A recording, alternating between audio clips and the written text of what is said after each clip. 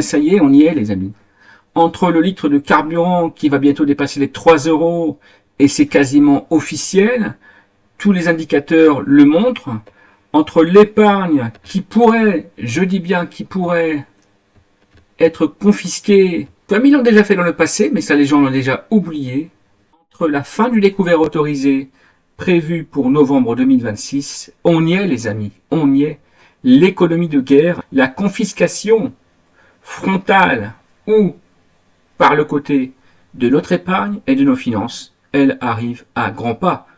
D'ailleurs, elle a déjà commencé. Je te ferai remarquer que le taux d'intérêt des livrets a fortement baissé et même en dessous aujourd'hui de l'inflation, bizarrerie financière, alors qu'on sait que normalement le taux des livrets doit être au minimum celui de l'inflation. Et je vous rappelle que pendant ce temps-là, les banques se frottent les mains puisque elles, chaque soir, elles encaissent de la part de la Banque Centrale Européenne des intérêts sur nos comptes, sur vos comptes, sur chaque euro qu'on laisse sur nos comptes courants. Vérifiez si vous ne me croyez pas, et ça fait 10 ans que c'est le cas.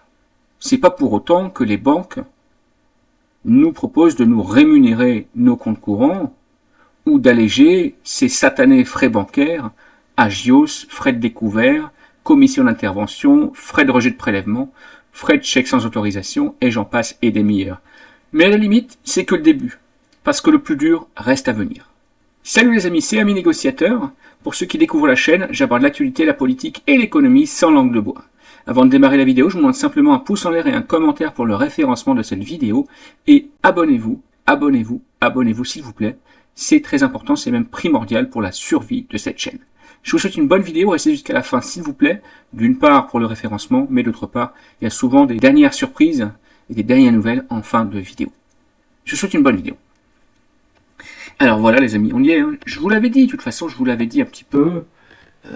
Pour démarrer par là, je vous l'avais dit, attention, le litre de carburant, les amis, ne croyez pas que parce que le baril de pétrole avait un tout petit peu baissé là en milieu de semaine dernière, que ça y est, on est sauvé, le litre de carburant va redescendre à 1,60 €, comme c'était le cas il y a 6 mois, je vous le rappelle quand même. Hein. Il y a 6 mois, le litre de carburant, je mets du samplon 95, il y a 6 mois, c'était 1,60 € le litre. Et encore, si on cherchait, on pouvait trouver même moins cher. Eh bien, ne croyez pas que ça va revenir à cette normale-là. Et ceux qui disaient que la crise est finie et que c'est qu'une question de 24 heures ou de 48 heures se sont lourdement trompés. Moi, je vous avais dit dès le début, on va bientôt atteindre le litre à 3 €, et bien plus encore.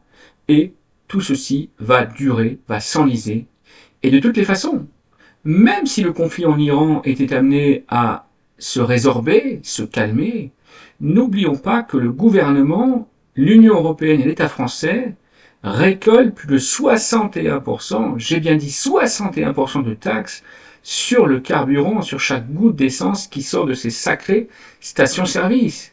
Donc bien évidemment que premier élément, le gouvernement français, l'État français n'est pas pressé de siffler la fin de la récréation, ni de baisser les taxes alors qu'il a le droit de le faire. Hein. Raconter aux gens devant les caméras que la France n'a pas le droit de baisser les taxes sur l'essence parce que c'est l'Union européenne qui en décide, c'est entièrement faux. Et j'en veux pour preuve que la plupart des autres pays de l'Union européenne ont baissé, limité et plafonné les prix des carburants. Mais il n'y a que la France, on reste comme des moutons à se faire tondre jusqu'à temps qu'il n'y a plus un seul bout de laine sur le dos ni sur la tête. Ne croyez pas que le gouvernement et l'État soient pressés de siffler la fin de cette récré. Et quand bien même, je vous le disais, le conflit en Iran s'arrêterait, qu'ils trouveraient une nouvelle excuse pour maintenir les prix à ce niveau-là. Pourquoi ? Parce que l'Union européenne a décidé de supprimer purement et simplement nos véhicules à moteur thermique pour nous obliger, pour nous forcer à acheter du véhicule électrique. Bah oui, tu comprends. Comme ça, si on achète du véhicule électrique neuf, ce sera plus marrant. Il y a 20% de TVA qui va rentrer dans les caisses. Et puis après, il y aura des taxes sur les cartes grises des véhicules électriques et puis sur les bornes de recharge. Et puis il est question de toute façon déjà maintenant de faire une taxe au kilomètre pour les véhicules électriques. Donc tu comprends un petit peu qui va être encore une fois le dindon de la farce. Ça va être le contribuable et le consommateur, comme d'habitude. Mais c'est pas le plus grave. Regarde un petit peu ce qui est en train de se passer en termes bancaires. Tu n'es pas sans savoir que le découvert bancaire va être supprimé pour le mois de novembre. Et donc c'est agendé et planifié et acté. Hein. Ça a été validé par 49.3, grave erreur, lapsus. par le Cornu il y a quelques semaines maintenant, en même temps que la nouvelle taxe sur l'essence d'ailleurs, oui, j'ai oublié de t'en parler, tu n'es pas sans savoir, je t'en ai parlé déjà 3 fois, mais je le répète, tu n'es pas sans savoir d'ailleurs, que sur les carburants, nous avons une nouvelle taxe de 17 centimes par litre qui a été validée par 49 fois par le Cornu au mois de février. Et c'est peut-être pour ça aussi que les litres, ils atteignent bientôt 3 € le litre. C'est parce que l'État français a ajouté encore une taxe supplémentaire de 17 centimes d'euros qui s'appelle certificat d'énergie renouvelable, mais ça n'a rien à voir du tout avec un certificat d'énergie, je te rassure tout de suite. C'est juste une taxe de plus sur chaque litre de carburant qui sort des pompes dans ce pays. Donc je te referme l'aparté, mais n'oublie pas ce détail, parce que c'est loin d'être un détail, c'est très très important. 17 centimes de plus par litre, c'est énorme, et sachant que ça va augmenter. Et donc pour en revenir à mon histoire de frais bancaires, l'autorisation de découvert, tu n'es pas sans savoir que cette fois, ça y est, c'est acté. Les découverts autorisés vont être tous supprimés au mois de novembre 2026. Donc c'est pas la décision de la banque, même si les banques sont complices de cet État et de cette espèce de mafia qui ne dit pas son nom, c'est cette fois une décision de l'Union européenne que l'État français, bien évidemment, a décidé de suivre. Il y a des pays qui ne suivront pas cette recommandation et qui maintiendront des autorisations de découvert autorisées pour leurs clients et pour leurs concitoyens. Mais la France veut laver plus blanc que blanc, veut faire du zèle, veut bien se faire voir auprès de von der Leyen, tu sais, on se croirait au Troisième Reich, Hi, von der Leyen, d'accord, et donc a décidé d'appliquer de facto cette réforme, qui est gravissime. Pourquoi? Parce que là, on parle d'un découvert de 200 € pour le cas de cette dame, mais ça va être le découvert autorisé de toutes les familles qui comptent dessus peut-être, justement, pour acheter le paquet de couches à la fin du mois qui manque, pour acheter le biberon, pour acheter le lait, pour faire le plein d'essence justement qui fait défaut. Et tout ça va être supprimé tout simplement, et ceux qui voudront encore pouvoir piocher dans la caisse de la réserve devront faire un crédit à la consommation auprès de leur banque. Par contre, et ce serait pas si marrant sinon, la banque et les banques vont maintenir intégralement, voire augmenter leurs frais bancaires, notamment les frais de rejet de prélèvement, les frais de découvert autorisés, les commissions d'intervention, les intérêts débiteurs, les agios, et j'en passe et des meilleurs. Donc, à ce jeu-là, les banques se frottent les mains, c'est pour ça que je te le disais en préambule, et l'État se frotte les mains parce que pour chaque euro de taxes, de frais de rejet de prélèvement, de commission d'intervention, de lettres d'information et d'agios, l'État prend 20% de TVA. Ne l'oublie jamais que derrière les banques, il y a toujours l'État qui prend sa part. Et le troisième élément que je voulais te signifier, c'est bien évidemment la confiscation, je dis bien la confiscation de notre épargne. Pourquoi je te dis ça et pourquoi j'affirme que ça s'est déjà passé? Parce qu'en fait, c'est la vérité. Parce qu'en fait, c'est juste la vérité. En période de guerre, l'État français a déjà réquisitionné l'épargne de Français de façon obligatoire ou facultative, mais poussée au cul, pendant la guerre 14-18, bien évidemment, mais également un peu plus tard. Pendant la guerre 39-45, l'État français avait réitéré avec les fameux bons d'emprunt, les fameux emprunts d'État pour la défense, pour la libération, pour la reconstruction. Ils sont toujours malins pour trouver des noms qui font joli sur le papier, mais qu'est-ce que ça veut dire en vérité? Ça veut dire que l'État a réquisitionné à 2 reprises déjà dans l'histoire contemporaine l'épargne des Français pour le transformer en bon du Trésor qu'il s'est engagé à rembourser. Le seul problème, c'est que l'État n'avait jamais précisé sous quel délai il s'était engagé à rembourser, si bien qu'il y a des malheureux épargnants de l'époque, de la guerre 39-45, qui se sont vus confisquer l'intégralité de leurs économies et que l'État a remboursé en, accroche-toi bien, 15 ans, 20 ans, 25 ans, 30 ans.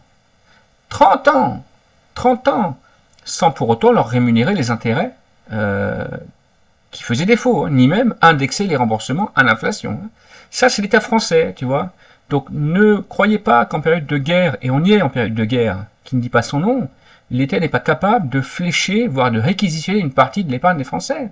Alors, à contrario, ça reste vrai que l'épargne des Français est normalement garantie à concurrence de 100 000 €, mais enfin, c'est hors circonstances exceptionnelles. Si la France entre réellement en guerre, certains responsables politiques vont être tentés de répéter le scénario bis repetita, tu vois, bis repetita, et de confisquer à nouveau l'épargne des citoyens, tout simplement.